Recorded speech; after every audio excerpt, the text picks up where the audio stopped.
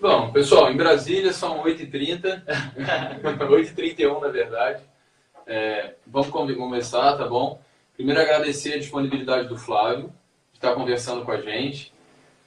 O Flávio vai se apresentar daqui a pouco, mas ele faz 1 milhão de coisas, né, Flávio?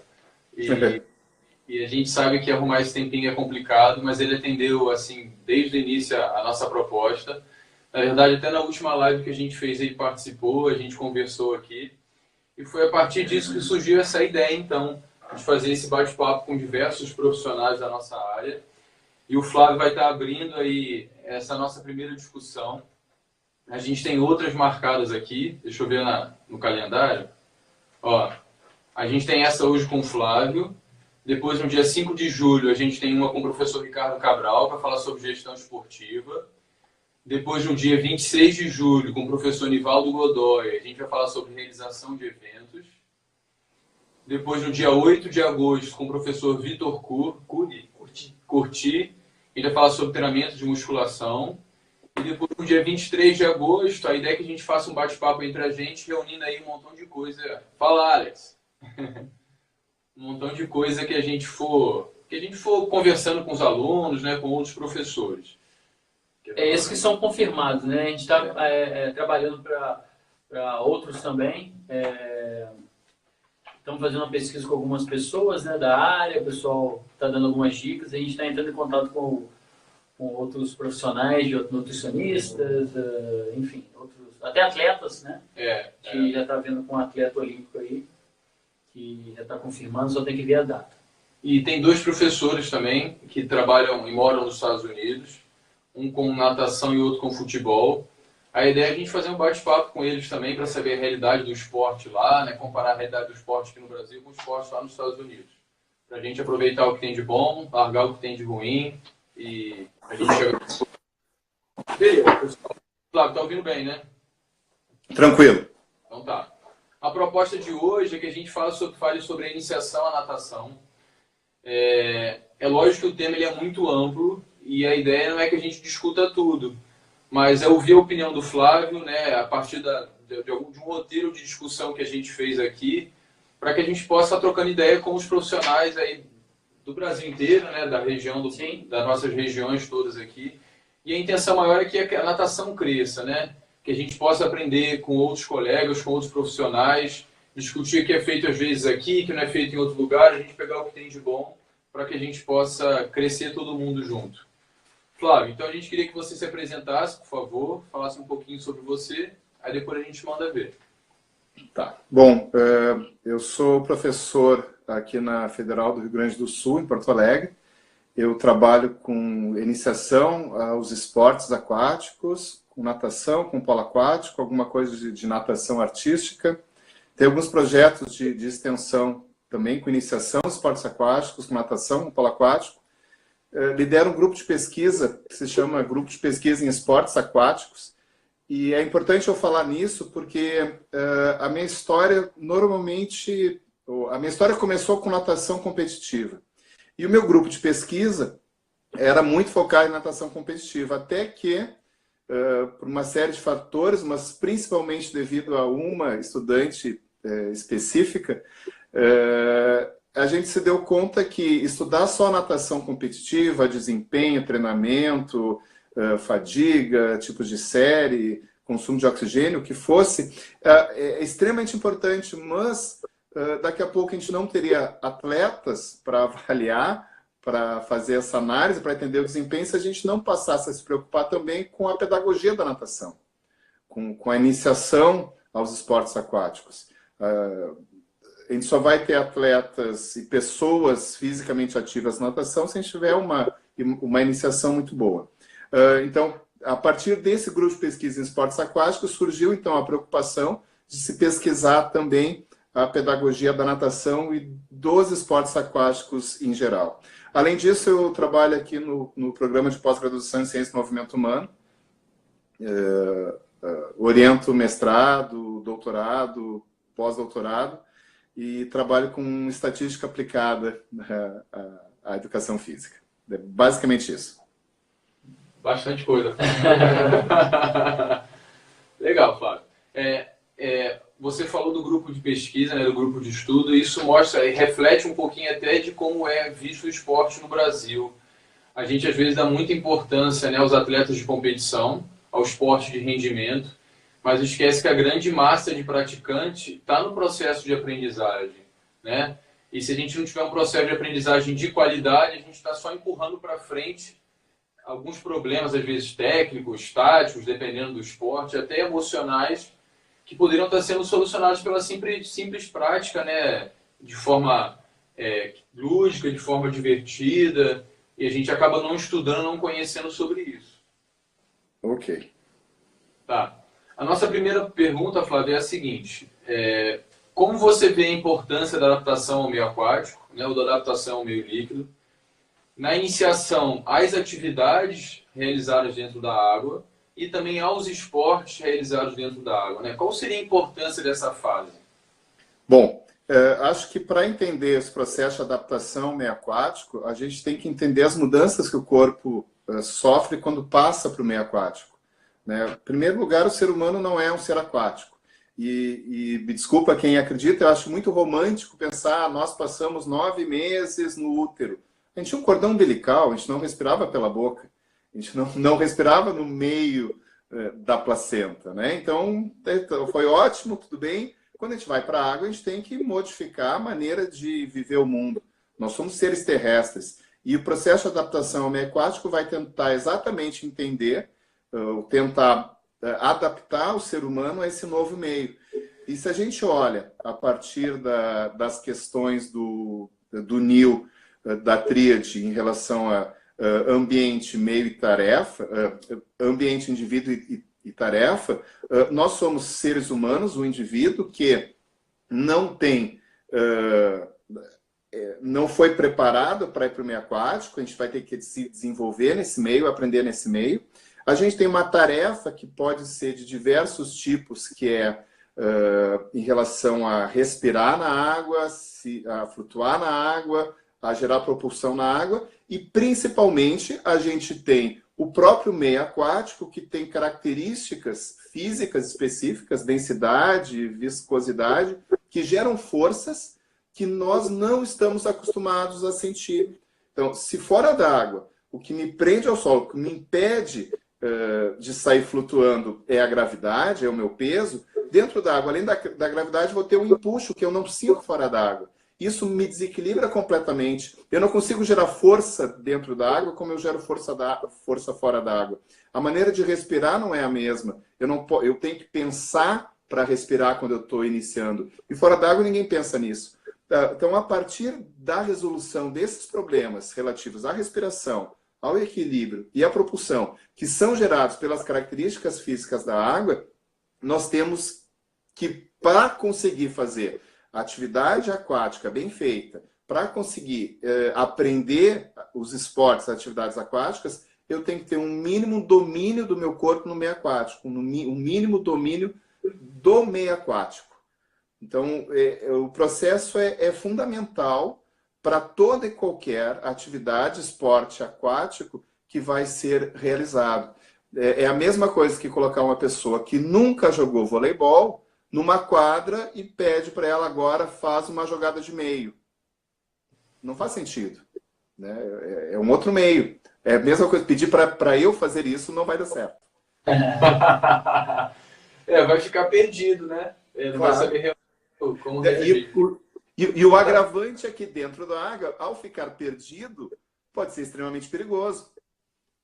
Exatamente. Legal, legal. Então, assim, a gente pensa muitas vezes que essa adaptação é importante para a aprendizagem da natação, mas as pessoas têm que ter noção de que é muito mais do que isso. Se eu pegar duas pessoas que vão fazer uma aula de hidroginástica, uma que está muito bem adaptada ao meio aquático e a outra que não tem experiência, que tem certo receio, essa segunda pessoa não vai conseguir aplicar força na água para obter os benefícios dessa aplicação de força e melhorar sua condição física. Então, o processo de adaptação ao meio aquático não é só para a posição horizontal. Para as atividades na posição vertical também o processo é extremamente importante. Legal, Flávio, legal. A outra pergunta, né, que também é importante a gente perceber é o seguinte: a maior parte das piscinas que a gente tem, principalmente as antigas, são piscinas voltadas para a natação competitiva. E muitas vezes elas não são adequadas ao ambiente ou a uma necessidade de aprendizagem, né? Então a gente tem piscinas de 2 metros de profundidade que a gente tem que trabalhar às vezes com crianças de 4, 5 anos. A gente tem aqueles materiais que são mais tradicionais, prancha, palmar, boia, elástico, que são para natação competitiva, quer dizer, prioritariamente voltados para a natação competitiva, mas que muitas vezes não resolvem os problemas da parte de aprendizagem, né? Então, como você considera que seria esse ambiente adequado de aprendizagem? Se a gente for pensar em piscina, for pensar em materiais, o ambiente... Certo. Bom, em primeiro lugar, a gente tem uma diversidade cultural, física, humana muito grande, né? Eu vou dar um exemplo que é o contrário. Aqui no Rio Grande do Sul, as piscinas profundas, muitas piscinas profundas que existiam, acabaram sendo aterradas e ficaram piscinas rasas, porque é muito mais barato manter o aquecimento. A gente tem que ter a piscina aquecida durante praticamente todo o ano, e uma piscina profunda com 2, 3 metros é inviável do ponto de vista econômico. As pessoas que vão fazer aulas nessas piscinas rasas, elas vão ter uma adaptação limitada. Uma coisa é conseguir se deslocar, se equilibrar, flutuar numa piscina rasa, que tu sabe que em qualquer momento tu vai ficar na vertical e colocar o pé no fundo. Mas o processo de adaptação depende de eu conseguir me sustentar no fundo também. Eu não tenho como fazer o processo de adaptação só no raso. Ele vai ficar capenga. Eu vou ter que ir para o fundo. Bom, e uma criança que não dá pé, como é que faz? A piscina é funda, redutores de profundidade, pode ser caixas. A gente fez um estudo, uma doutoranda agora, que é a Rossane, com a utilização de boias de braço, e comparou 2 grupos de crianças de 3 anos de idade que fizeram o processo de iniciação ao longo de 12 semanas. Um grupo usava as boias nos braços e outro grupo não usava. E usou um instrumento que avalia a competência aquática dessas crianças. Ao longo do processo, a gente via que as crianças que usavam as boias de braço, elas estavam mais preocupadas em explorar a piscina, já que tinha uma certa independência, e rapidamente se desenvolveram, mas depois estagnaram. As crianças que não usavam a boia de braço, que não davam pé, que tinham que ficar no redutor de profundidade com o professor, levaram um pouco mais de tempo, mas em compensação, quando saíram do redutor, tinham uma independência maior. Eu não estou dizendo que usar boia de braço é ruim, mas a gente tem que saber usar, em que momento usar, quando tirar, para não dar uma noção falsa de independência aquática para essa criança. A criança que usou a boia de braço demorou mais no processo de aprender a respirar, de flutuar e de ficar na posição horizontal, porque ela não precisava, como ela tinha a boia de braço, ela conseguia fazer tudo. A outra criança não. Então, nesse processo, eu acho extremamente importante que a gente tenha não só piscinas. O processo não precisa ser feito em piscina, né? A gente tem tanto litoral, tem tanto lugar interno, lago, rio, açude, que também pode ser utilizado com segurança, óbvio, né? Com a presença de responsável, não só professor, mas de guarda-vidas, e sabendo como é que é o fundo desses locais, mas que haja possibilidade de se trabalhar em diferentes profundidades para que a criança e o adulto também consiga desenvolver as habilidades de sustentação, que talvez sejam tão importantes quanto as habilidades de propulsão. E eu me lembro de uma conversa que a gente teve há 2 anos, aqui em Porto Alegre, com o Guilherme, ele relatando alguns lugares que o polo aquático era muito forte, mas que a criança, ao parar de nadar, não conseguia se manter na água. Bom, alguém que não consegue se manter na água não está adaptado ao meio aquático. Se não está adaptado ao meio aquático, como é que vai jogar polo aquático? Exatamente. Então, tem que explorar todas as profundidades e eu não sou fã de nenhum equipamento, de nada além do próprio corpo. O corpo tem densidade, a gente consegue aprender a controlar a respiração, a relaxar a musculatura de maneira suficiente para conseguir se sustentar na água. Além de técnicas específicas que a gente pode trabalhar com palmateios, a própria pernada em egg beater, que vai ser um facilitador muito grande para a sustentação no meio aquático.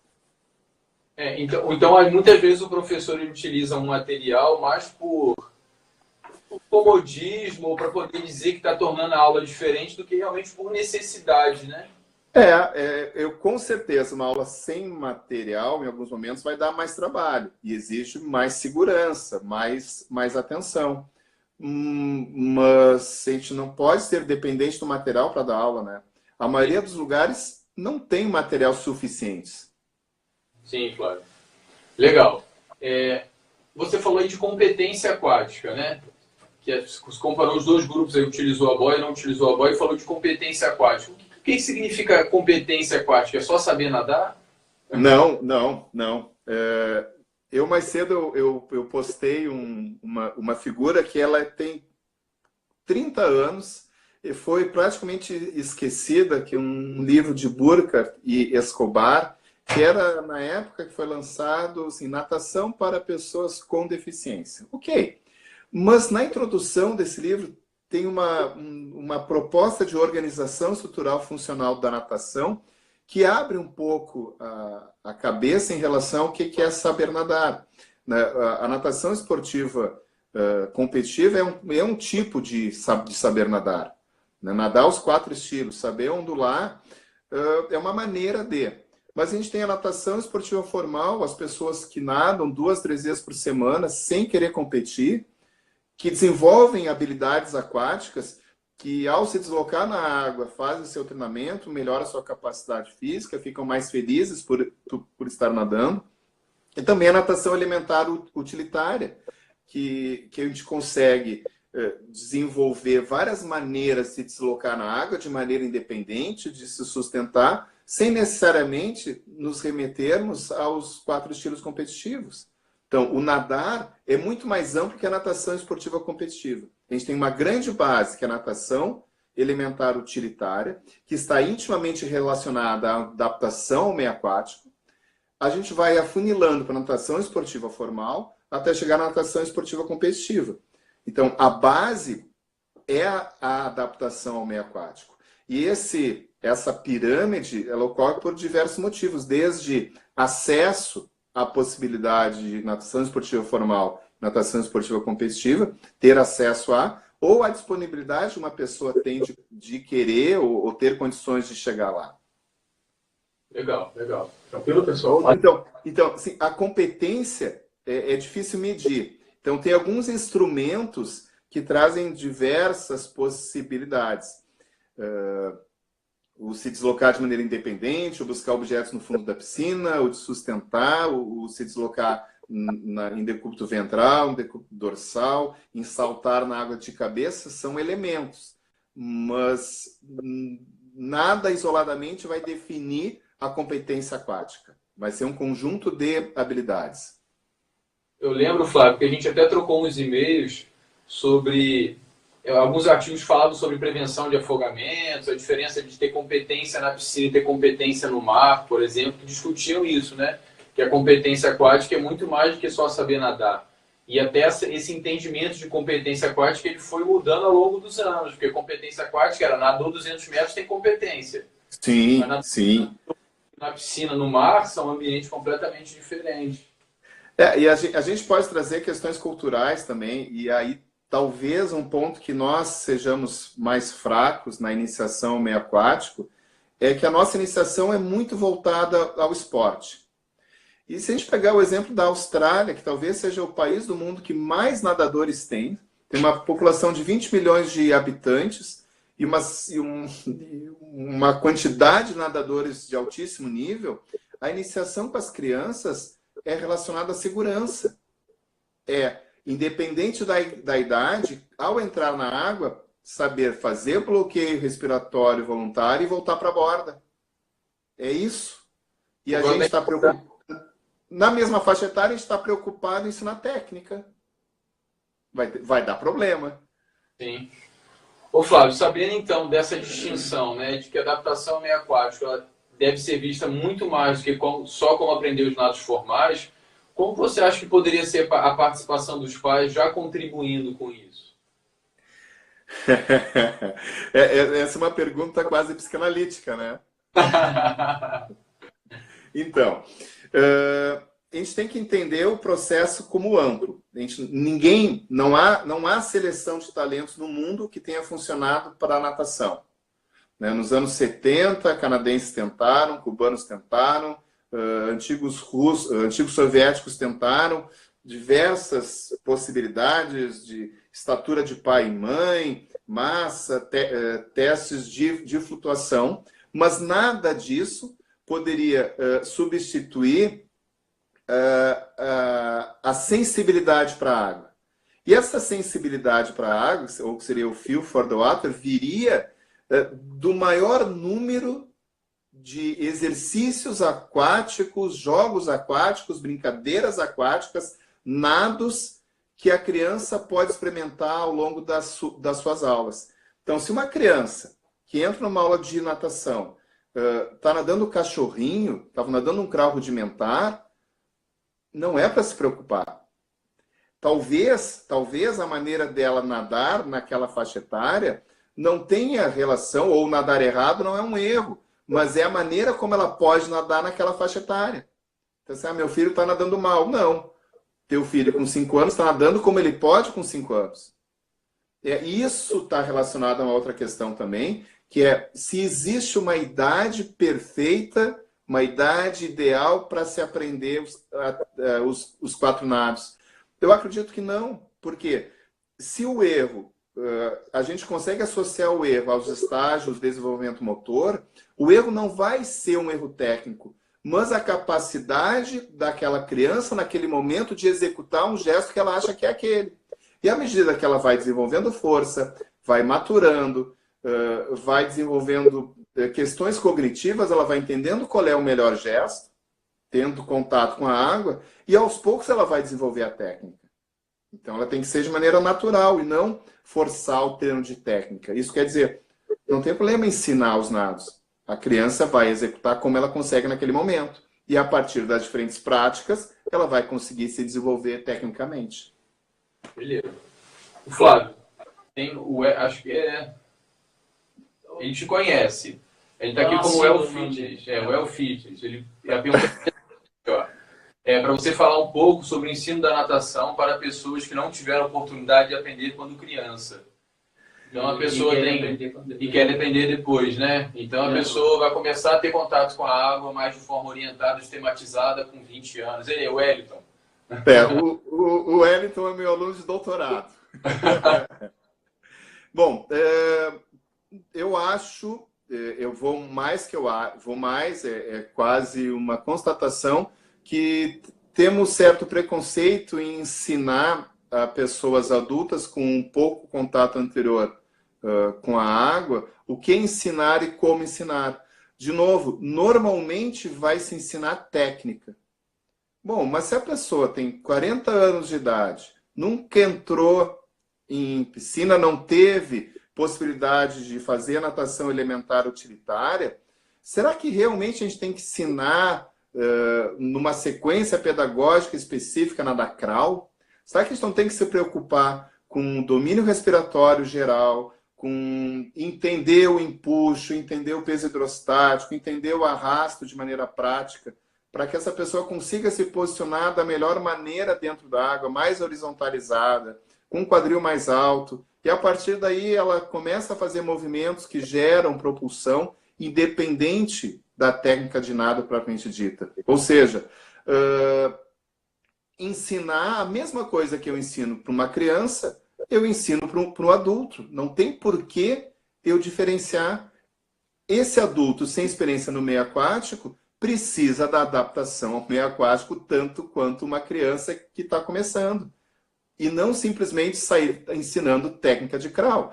E aí é comum, já tive alunos há muito tempo em escola de natação, adultos, que quando chegavam no fundo da piscina tinham que estar perto da parede, porque se ele se assustava, ele segurava na borda. Ele não sabia nadar, ele sabia repetir um gesto, porque aprendeu a repetir o gesto quando adulto, sem se preocupar com o domínio geral no meio.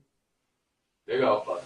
Então, assim, os conteúdos podem ser basicamente os mesmos. Talvez a diferença seja o método, né? A forma que a gente vai utilizar para poder ensinar. Mas assim mesmo. Tem brincadeiras que se faz com criança, com jovem, com adulto, que funcionam igual, né? O resultado é o mesmo e a gente tem certo preconceito em fazer. Assim como ensinar a dar ponta, a fazer o salto em ponta. Qual escola de natação que ensina um adulto a dar uma ponta? A virada. A vida, por que não? Né? Aí fica a aula de natação para adulto. Quatro chegadas de crawl, 2 chegadas de perna de crawl, 2 chegadas de braço de crawl, 2 chegadas de costas, 1 chegada de perna de costas. Aí acaba a aula. Se eu fosse o aluno, eu ia embora, porque eu acho muito chato fazer isso. Legal, Flávio. Então tá, então a gente recebeu essa criança na nossa escola de natação, no nosso clube, e a gente já entendeu que ela deveria ter esse contato com a água, conhecer o ambiente aquático, entender o corpo dela dentro da água. Que conteúdos você sugere, que a literatura traz pra gente, que essa criança deveria aprender? Né? Então eu vou fazer uma programação minha de 1 ano, de 2 anos, de 6 anos, seja lá o que for, né? Ao longo desse processo de aprendizagem, da experiência na água, o que a gente deveria estar oportunizando para essas crianças e para esses adultos que têm contato? Tá, se a gente pensar que a adaptação ao meio aquático é a resolução individual com suporte do professor do problema da respiração, do equilíbrio e da propulsão, a gente tem todos os conteúdos aí. A respiração vai envolver o controle da inspiração sempre bucal, da expiração nasal bucal, em jato constante, em jato pausado, começar a expiração pelo nariz, terminar pela boca e assim por diante. O equilíbrio vai estar relacionado ao domínio do corpo, tanto na vertical quanto na horizontal, conseguir flutuar, conseguir mudar de decúbito, conseguir se sustentar, flutuar na vertical, controlando o processo respiratório. E aqui tem uma questão importante, principalmente com o adulto mais velho mesmo, que está começando a nadar, ele tem uma densidade, normalmente, que facilita a flutuação. Um idoso que está começando, né? Porque por N questões, a densidade corporal dele faz com que ele fique em cima d'água. Se com esse aluno a gente ensina o controle respiratório, imediatamente passa a ensinar a flutuar a partir das questões do equilíbrio, ele vai ter muito mais dificuldade em fazer imersões, em ir para o fundo. Alguém colocou aqui que colocou argolas para o adulto buscar no fundo da piscina. Não tem por que não fazer isso. Só que se eu ensinar ele a flutuar antes de mergulhar, e ele já tem uma densidade corporal que faz com que ele flutue, ele vai ter muito mais dificuldade de conseguir pegar alguma coisa no fundo da piscina. Ele tenta, mas não consegue afundar, né? Não consegue, é claro. Então, assim, ensina a mergulhar antes de flutuar. E o terceiro conteúdo principal é a propulsão. Que, bom, eu vou tentar fazer que esse aluno entenda as diferentes maneiras de gerar propulsão ao mesmo tempo que reduza o arrasto. O problema dele não vai ser gerar propulsão. Normalmente, esse aluno novo, o problema vai ser o arrasto que ele gera. O quadril baixo, a cabeça alta, a perna no fundo, tudo isso dificultando, minimizando o máximo possível a força que ele está empregando. Ele vai cansar muito, vai nadar 5 metros e vai acabar parando. Legal. Então tá, Flávio. A gente tem essa criança ou esse adulto que está fazendo aula já com a gente durante algum tempo e a gente pode se perguntar, mas quando que essa criança vai começar a aprender os nados formais? Ok. Eu vejo que isso é muito mais uma educação dos pais do que da própria criança. A gente tem um projeto que se chama Iniciação aos Esportes Aquáticos. Não é iniciação à natação. E as crianças que entram nesse projeto, eles aprendem tudo simultaneamente. Começando com o processo mais baixo de adaptação ao meio aquático, tem os conteúdos da natação propriamente dita, do polo aquático, do nado artístico. que aconteceu ano passado que a gente começou? As crianças faltavam muito menos e desenvolveram a técnica de nado, no mínimo igual às crianças de outros projetos que só faziam natação. Ou seja, a gente subestima a capacidade motora de uma criança, achando que eu só posso ensinar natação e eu vou seguir uma sequência pedagógica específica. Depois de aprender a respirar, flutuar, eu vou ensinar a bater perna de crawl, eu vou ensinar a abraçada do crawl, eu vou ensinar a bater perna e fazer o braço, eu vou ensinar a respiração lateral e eu vou coordenar todo mundo junto, tudo junto. Me parece que é subestimar a própria capacidade de observação que uma criança tem, ou que um adulto tem. Como se só houvesse essa maneira de se ensinar. A gente não pode seguir para todo mundo o mesmo método. Bom, a partir daí, eu quero dizer o seguinte, a gente não precisa se limitar assim, eu só vou ensinar nadar crawl a partir dos 7 anos de idade. Não, como eu falei antes, eu posso ensinar o gesto de maneira mais global, sem me preocupar tanto com a técnica. A criança vai executar de acordo com as suas capacidades, e à medida que ela vai evoluindo no domínio do meio aquático, ela vai nadar melhor, com a presença do professor. Não dá para eliminar, não dá para ser global, assim, tu vai aprender sozinho e tu resolve os teus problemas. Não, o professor tem que estar presente, tem que mostrar o caminho. Mas não mostrar o caminho assim, tu está fazendo errado. Não é isso, porque aquele erro não é o erro. Aquele erro é o diagnóstico daquele momento.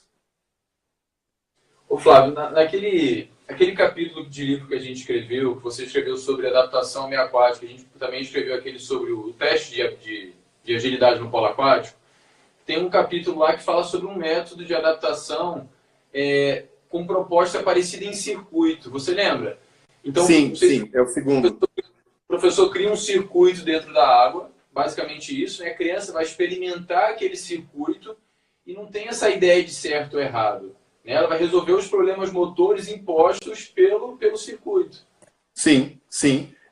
Isso fecha exatamente com a noção geral que o desenvolvimento se dá pela inter-relação entre o meio, a tarefa e o indivíduo. No momento que o indivíduo passa a experimentar outras tarefas naquele meio, ele altera a relação entre os três e se desenvolve. Né? Ou seja, tem que ser amplo. Não pode ser, alguém colocou ali, engessado. Não pode ser engessado. A água não permite que seja engessada, senão vai todo mundo só atravessar a piscina. E atravessar a piscina não me basta. Né? A pessoa tem que saber por que está atravessando a piscina e como atravessar a piscina e se sentir bem atravessando a piscina. Legal. Ô, Alan, professor, o Vinícius encaminhou uma pergunta aqui, querendo saber como seria o ensino para um idoso que já nada, porém não tem uma técnica executada de forma eficiente. Ele queria saber como seria o ensino da parte técnica. Não é diferente de uma criança ou de um adulto, só que o professor tem que entender as limitações, principalmente articulares desse aluno idoso. Né? Se eu tentar fazer com que ele faça a braçada do crawl ampla, colocando a mão lá à frente do ombro, no melhor ângulo, quem garante que ele tem uma articulação glenomeral que permite colocar a mão lá? Então, o mesmo exercício que se faz de técnica para na iniciação, para um atleta, eu posso fazer para o idoso. E talvez ele melhore a execução. Mas o professor tem que ter noção da limitação orgânica daquela pessoa naquele momento. O processo de envelhecimento faz com que a gente tenha uma redução da amplitude articular. E nesse caso, ao reduzir a amplitude articular, possivelmente a distância de círculo fica reduzida, a frequência de braçada fica reduzida também, porque a tendência desse idoso é ter menor número de fibras de contração rápida, então ele não consegue acelerar mesmo nado, então ele vai nadar muito mais lento, com pequenas amplitudes. Então, no caso, se adaptaria o nado para as limitações do aluno. Tem uma... Sim, sim. Vamos para frente, Flávio? Tem uma pergunta aí. Tem uma pergunta legal aí. Fala aí, vai lá. Conseguiu ler? Sim. É uma questão do nosso Alexandre Pucialdi, coach. A gente pode definir níveis e tarefas sendo mudadas progressivamente, né? E não se fixar assim, eu só vou trabalhar isso nesse nível. Não, eu trabalho isso nesse nível hoje. Amanhã eu já trabalho isso mais isso e assim por diante. Então eu não posso, assim, eu não vou esperar fazer tudo bem feito para agora eu vou ensinar a fazer a perna ondulada. Não. Né? O importante é passar por toda aquela experiência motora, vai fazer a perna ondulada, de repente volta para aquele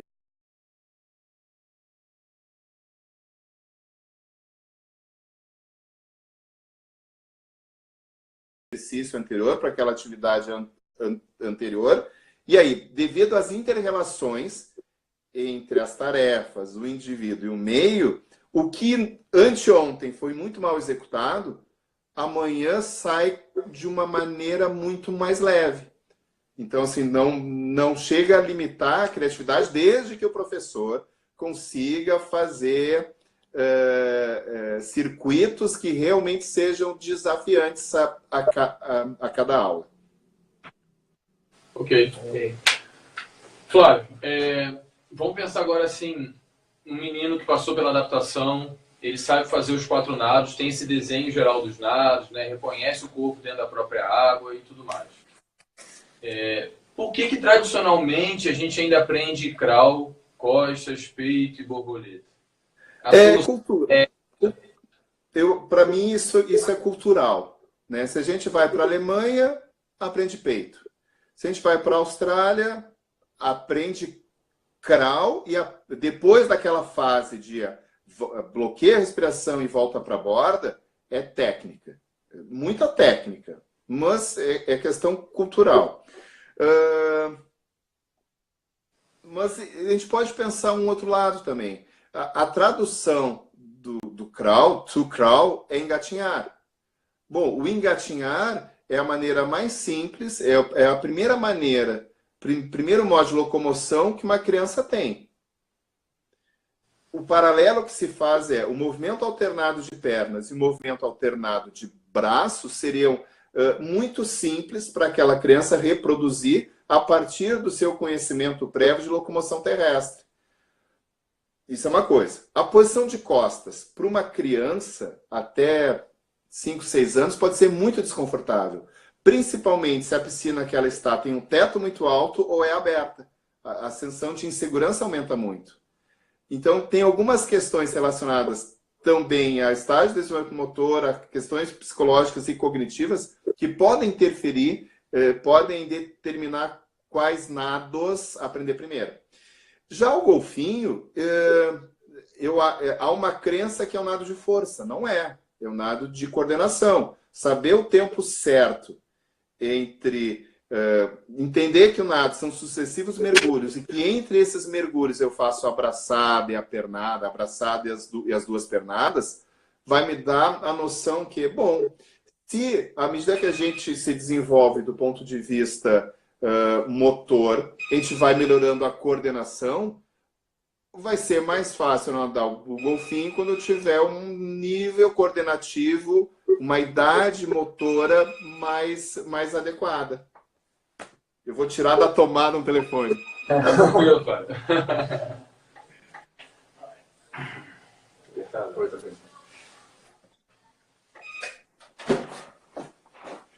Peço desculpas, voltei. Vamos embora. Então, assim, a gente repete esse padrão, não que ele seja errado, mas é muito mais por tradição, por cultura, do que realmente, né, por uma necessidade de ter que aprender, crawl, cospe. Tem pouquíssimos estudos, porque normalmente são muito difíceis de fazer esses estudos. Tem uma questão ética. Né? Eu consigo lá 4 grupos de 15 crianças. Cada grupo vai aprender um nado primeiro. Como é que eu vou assim, eu avalio que o grupo que se deu melhor aprendeu o crawl primeiro. Só que passaram-se 6 meses. Como é que eu vou recuperar isso com as outras crianças que já estão numa idade mais avançada? Seria muito antiético da minha parte aplicar um programa que eu não acredito para criança. Então, os estudos acabam sendo muito mais de observação do que acontece do que propriamente fazer aquilo. Legal, né? Legal. Eu tenho uma questão, essa idade motora independe da idade cronológica, sim. Sim, independe, cada criança tem a sua, embora a gente tenha alguns indícios de que entre tal faixa e tal faixa etária as coisas já vão acontecendo melhor. Né? O desenvolvimento motor, ele não é nem genético, nem ambiental, ele é uma combinação de tudo. Né? Flávio, a gente pode somar aí o que a Aline falou da idade cronológica e biológica, até as próprias motivações e características emocionais da criança. Às vezes a gente vê uma criança que nada muito bem e pensa logo, não, vamos colocar ela na natação competitiva, arrasta ela para a equipe, mas ela não quer competir. É quem disse que ela quer. Por isso que eu falei que essa é uma questão quase psicanalítica, né? Dependendo da faixa etária, quem quer são os pais, né? E pode ter outros nem nada tão bem, mas quer. E também, e assim, o ideal é dar acesso a todo mundo. Perfeito. De qualquer maneira. Fica quem quer e quem pode. Uhum. Vai criar oportunidade para que todos melhorem. Claro, claro. Flávio, aí já pensando na utilização da piscina para a aprendizagem dos nados. A gente também tradicionalmente acha que tem que nadar sempre no comprimento da piscina, utilizar raia, mas isso para o processo de aprendizagem não necessariamente tem que ser assim.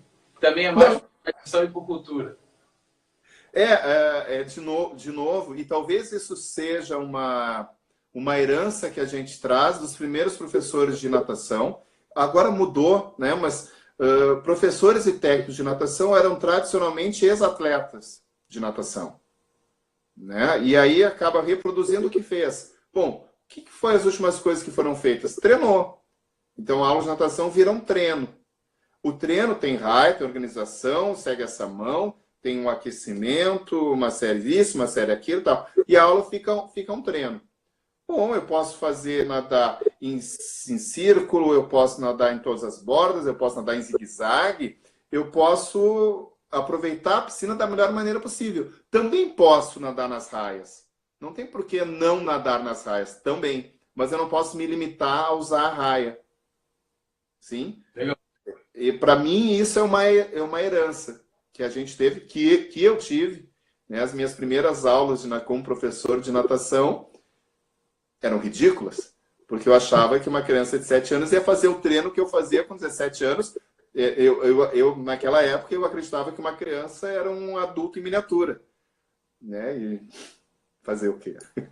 Flávio, a gente tem muito essa ideia, né? A população de maneira geral, de quanto mais cedo a gente começar a fazer alguma coisa, melhor a gente se torna naquilo, né? A gente se torna melhor naquilo. Então, essa ideia. Pô, se eu com 17 anos fazia isso, e eu consigo transferir isso para uma criança de 7, quando ela tiver 17, ela vai ser melhor do que... É um raciocínio linear, né? Isso aí. É um raciocínio linear aplicado a um sistema complexo e dinâmico que é o ser humano. Né? A gente não pode pensar nisso. É o cliente, né? Tá, mas o pai que tem essa ideia, né? Eu quero colocar meu filho na aula de natação porque eu quero que ele participe da parte competitiva. Eu quero que ele, não quero que ele brinque, não quero que ele perca. Na verdade, quais podem ser as consequências negativas disso? Bom, em primeiro lugar, assim, eu considero a competição fundamental também. Sabe? Eu acho que o processo tem que ser dinâmico, lúdico, e a competição tem que fazer parte. Por uma série de questões. Talvez, para mim, o mais importante a gente aprende a ganhar quando a gente perde. Né? E o perder, se eu não dou aquela importância que muitas pessoas dão à competição para a criança, que o importante é o ganhar, não pode perder, aí ela perde a característica. Né? A competição é extremamente importante para estar junto com outras pessoas, para socializar, para saber nadar forte, para saber as suas limitações. para se comparar, por que ele é melhor que eu, né? E quando o professor, o treinador, consegue direcionar para o aproveitamento positivo disso, a competição é fantástica, né? Ela dá a noção de solidariedade, responsabilidade, né? Mas tem que ter essa questão, né? O problema que eu vejo não é a competição em si, mas como as competições podem ser organizadas e como os responsáveis, os adultos responsáveis pela competição, acabam lidando com isso. O resultado dela, né? Acaba assim, que nem o Guilherme falou antes, eu quero que meu filho seja um competidor. Será que ele quer que o filho seja um competidor? Por quê? Né? Será que ele não foi? Ou por quê? Né? Não faz muito sentido isso. Mas, bom, e aí qual é a função do professor? Informar o máximo possível. Claro que entra numa outra questão que é o sistema faz com que haja necessidade de resultados competitivos. Isso é meio complicado.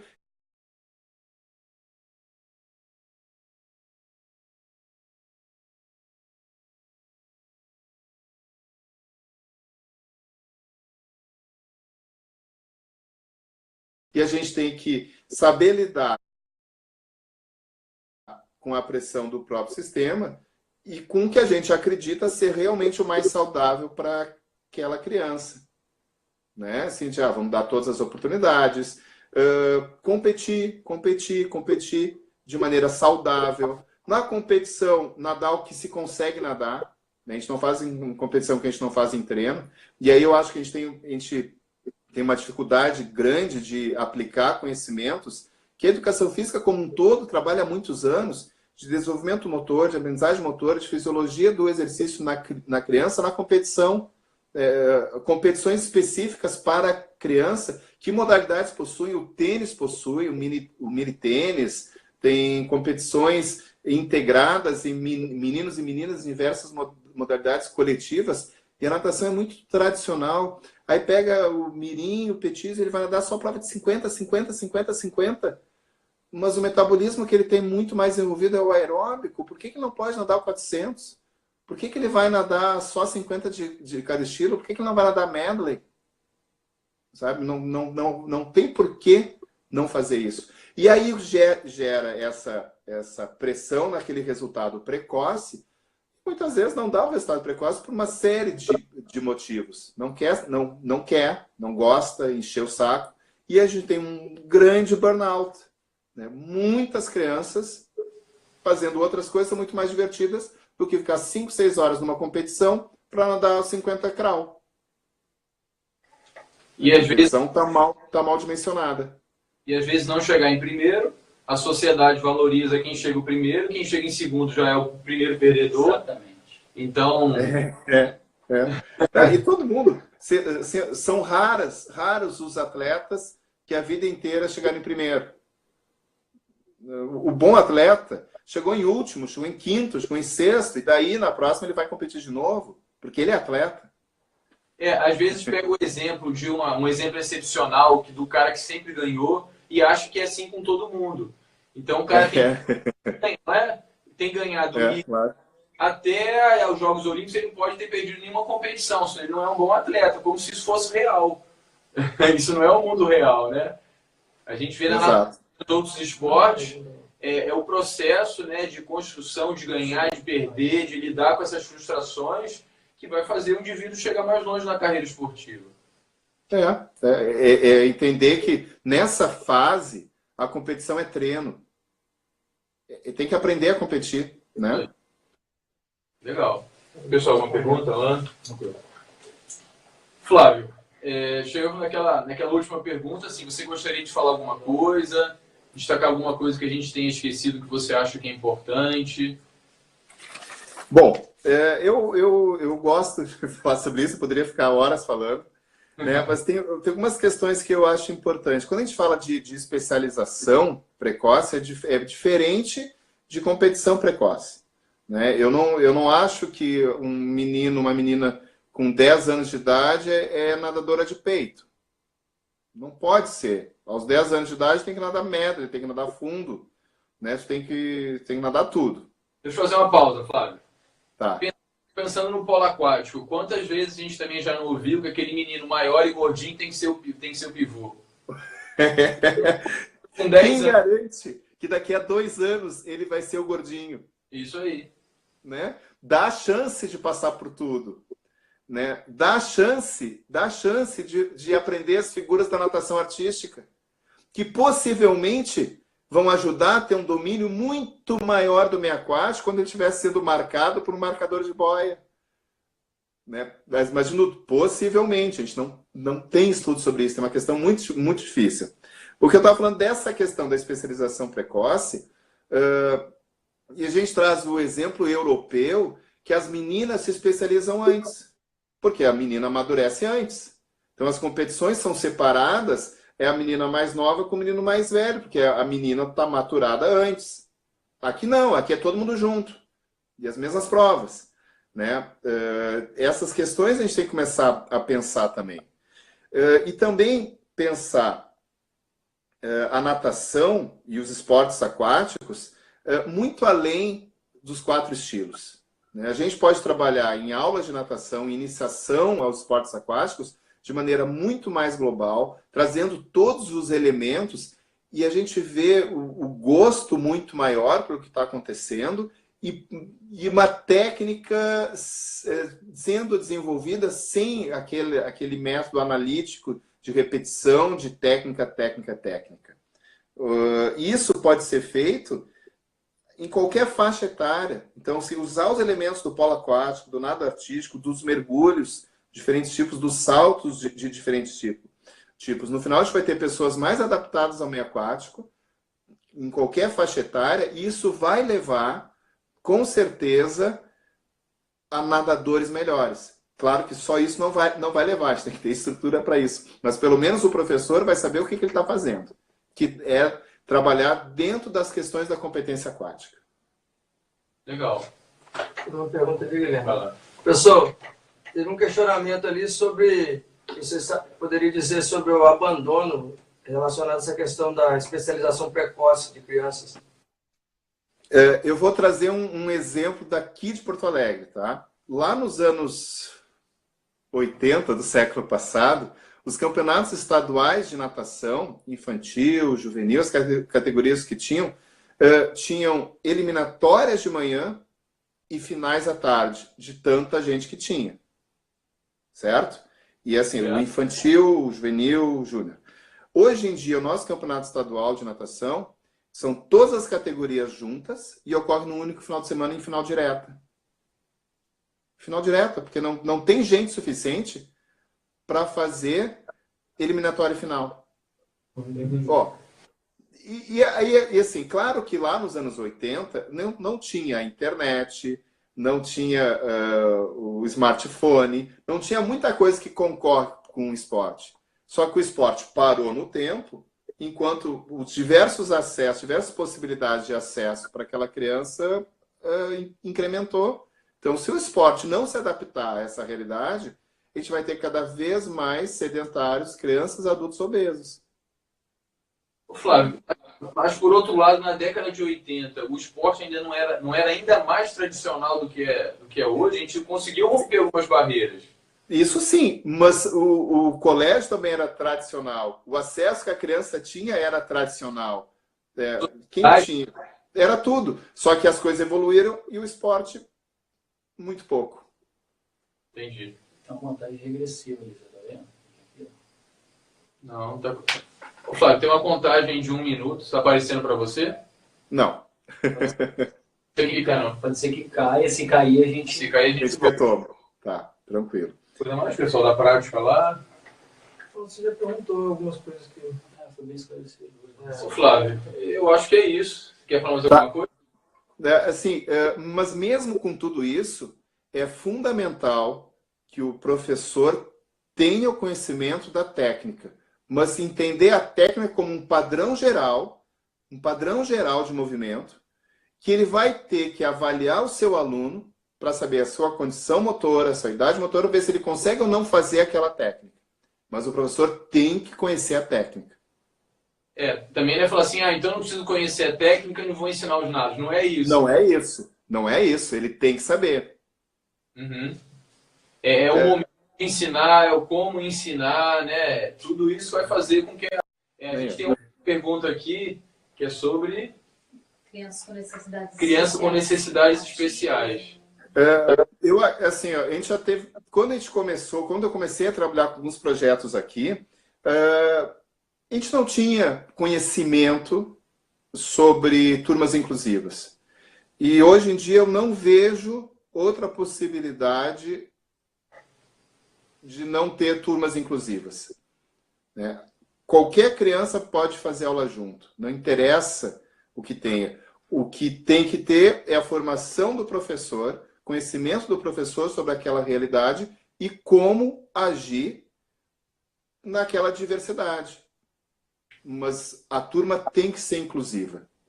É questão de humanidade. Não vejo diferente. Aí qual seria o tamanho dessas turmas, Flávio? E será que seria interessante ter o professor para ajudar, mais de um professor? Claro, assim, o ideal, 4 a 5 alunos por professor. Né, para ter a atenção necessária, o professor conseguir atender o aluno como deveria, né? Algo mais, pessoal? Teve uma pergunta. Teve uma pergunta, Flávio, rapidinho. Não, agora não. Tem parecer uma grande. Lá no final. Agora tem uma pergunta. Foi um elogio. Priorização da prática de alto rendimento de natação para que esse abdômen não fosse tão elevado.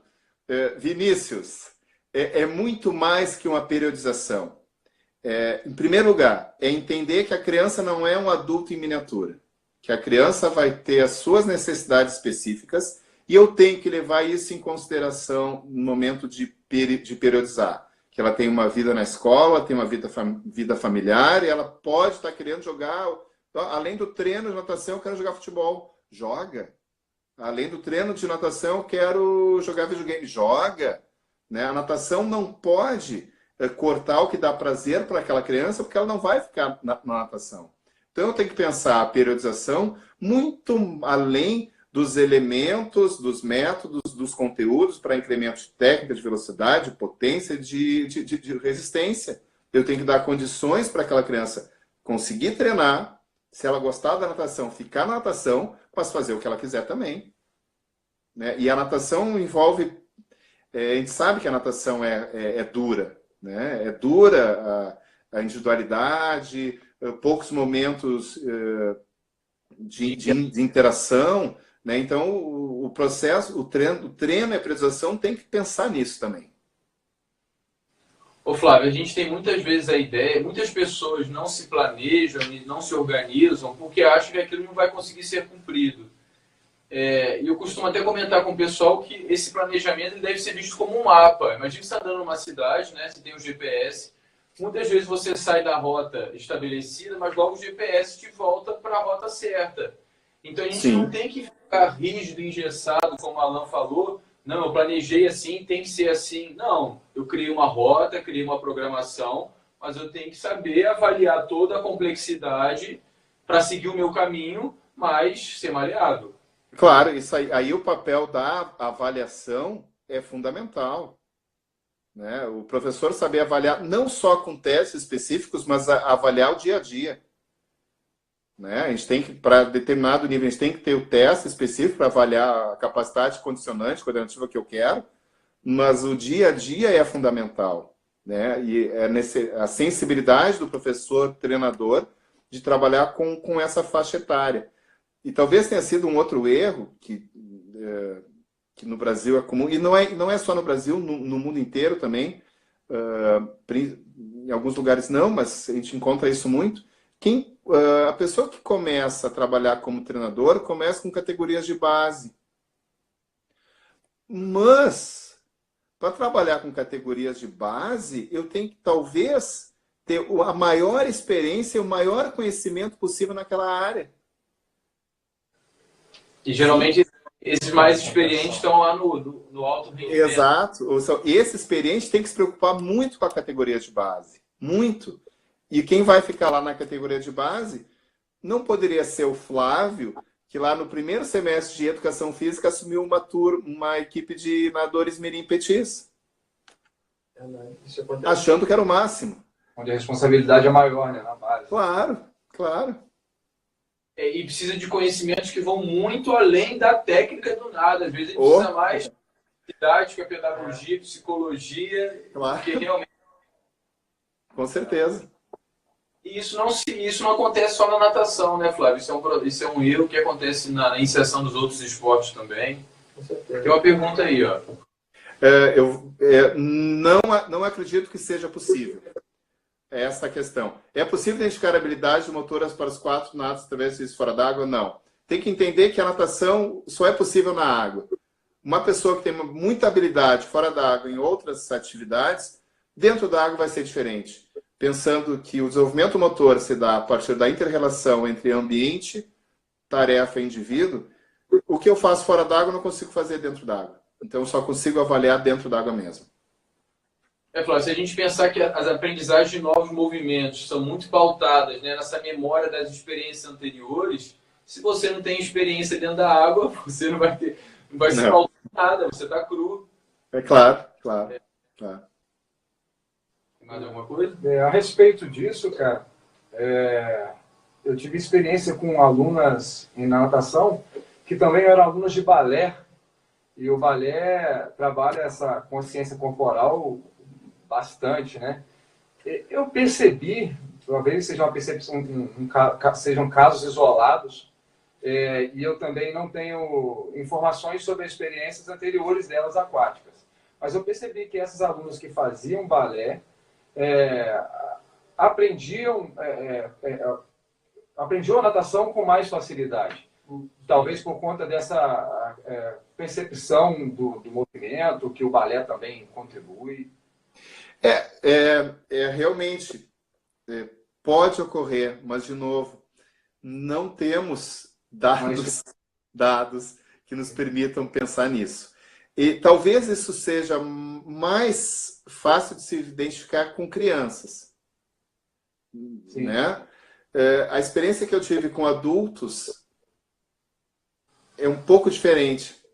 Mesmo bailarinas que vêm de uma formação específica, como ficaram 20 anos sem ir para a água, mesmo aquele domínio corporal fantástico que tem, não permite uma relação adequada com a água. Eu acho que vai fazer diferença com a criança. Aí sim, aí eu concordo. Com o adulto eu tenho minhas dúvidas ainda. Me lembro de uma aluna adulta que eu tive também, era bailarina, e foi o mesmo caso que aconteceu contigo. Mesma resposta. Tá. Pode acontecer. Flávio, eu acho que é isso, certo? Foi. Excelente. Agradeço demais, Flávio, a sua disponibilidade, né? Você sabe que eu tenho um carinho enorme por você, ao longo desses anos aí que você vem me guiando desde lá do início do doutorado. E tento fazer o bem que você fez a mim, às pessoas que estão ao meu redor também. A gente tem feito esse trabalho aqui com a intenção de melhorar a educação física como um todo, né? A gente vê, às vezes, profissionais muito isolados e ninguém cresce sozinho. Não tem como isso acontecer. A gente sabe algumas coisas, mas não conhece outras. Eu acho que essa troca de ideias ela é muito importante e que as pessoas que estão assistindo a gente passem isso para frente também, né? A gente, enquanto profissão, enquanto profissionais, se a gente não se ajudar, a gente não chega em lugar nenhum. A educação física precisa melhorar muito, ela é uma área ainda muito recente.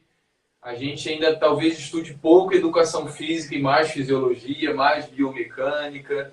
Então a gente precisa evoluir ainda muito enquanto profissão e a gente precisa da contribuição de todo mundo. Sim.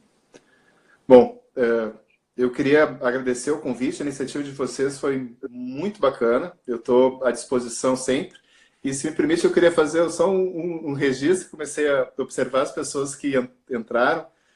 Alguns ex-atletas meus, a Carla, o Duda, a Renata assistindo. Alguns colegas, alunos e ex-alunos, a Camila, o coach assistindo, o Wellington.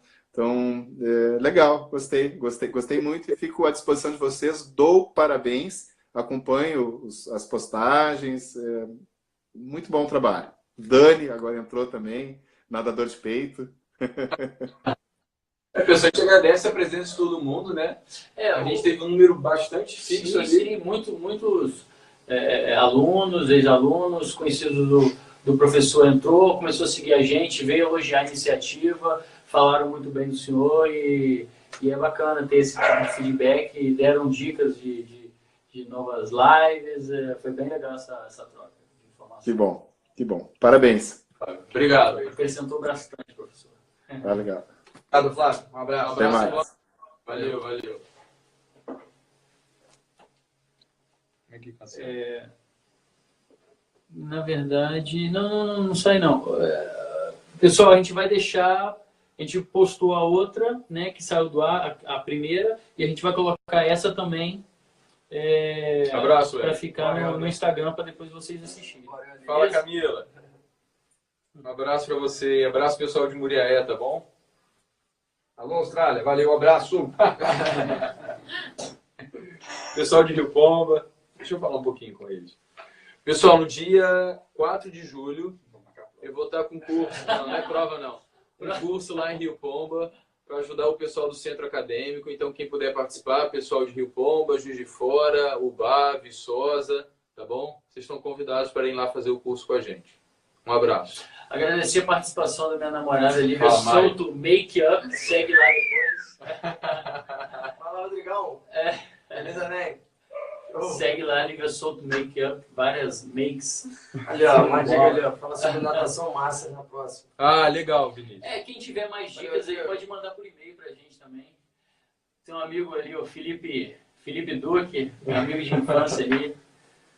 Valeu, Felipão. Manda um abraço pro teu irmão. O Chicão. Valeu, Lenda. pessoal. Valeu. Linda.